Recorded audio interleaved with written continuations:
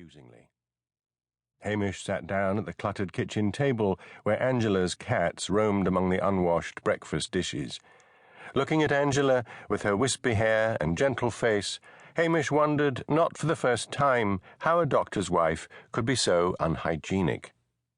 "I had an offer for your cat while you were away," said Angela, putting a mug of coffee down in front of him. "Most insistent she was. Last offer was £100. "Who are you talking about?" "Of course you don't know. We've got a newcomer. She bought Sandy Ross's cottage."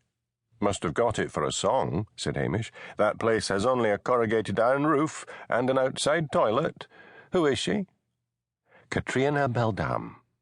"What sort of a name is that? Is she foreign?" "No, she has a bit of a Highland accent." "And where's she from?" "Nobody knows. She just arrived. She's, well, odd." "How odd?" "She gives me the shivers. She's very tall as you, and she has a queer sort of medieval face, very white, and yellowish-brown eyes with heavy white lids.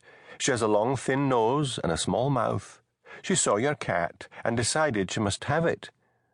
There's something else." "What else?"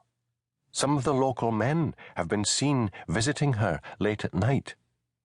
"Dinna tell me Loch Dew's got its own brothel at last?" "That's not it. I think she supplies herbal medicines." "So why men? Why late at night? Why no women?" "That's the odd thing. No one talks about it. The Curry sisters said something to me about the men visiting her, and then they clammed up." "Not like that precious pair," commented Hamish.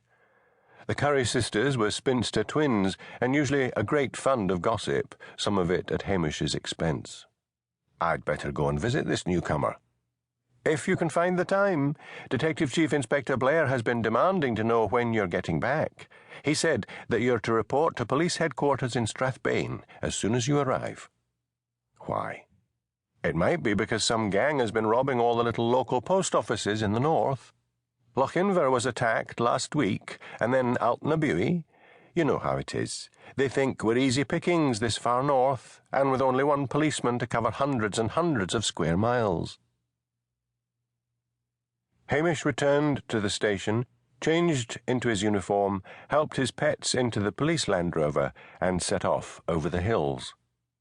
As he drove down the long slope that led to Strathbane, he thought the town really was a blot on the beauty of the Highland landscape with its decaying docks, crumbling tower blocks, vice and crime.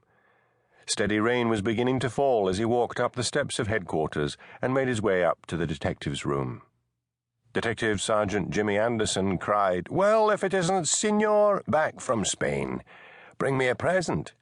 "Some duty-free whiskey?" "Got it with you?" Back at the station. Hamish noticed that Jimmy's usually sharp, foxy face was getting blurred round the edges, and his blue eyes were watery. The amount the detective drank was at last beginning to show. "What's all this about burglaries?" asked Hamish. "Lot of them at wee post offices." "What's been done about it?" "Nothing much. The territory's huge, and we never know where they'll hit next. Blair wants to see you." The man himself lumbered out of his office. He was a thick-set Glaswegian who loathed Hamish. "There you are, you tuchter," he snarled. "Anderson, give him what we've got on the burglaries. I want a quick result." Blair went back into his office and slammed the door. "I've printed off all the reports for you," said Jimmy. "It's always the same. 3 men, masked with balaclavas, one with a sawn-off shotgun. Nobody's been hurt so far." "Any undercover cops been sent out to hide in the post offices?" asked Hamish. "Aye, for a bit, but the villains always chose the one there wasn't a cop in." Hamish pulled out a chair and sat down. "Now there's a thing. Could it be possible that some chiel here was giving them information?" "Oh, come on, Hamish. It's hardly the great train robbery we're talking about." "Who's the newest policeman on the force?" "Policewoman? Wee Alice Donaldson." "Where is she right now?" "Off duty today." "Och, Hamish, you just can't think." "Of anything else?" said Hamish. "Let me have her address."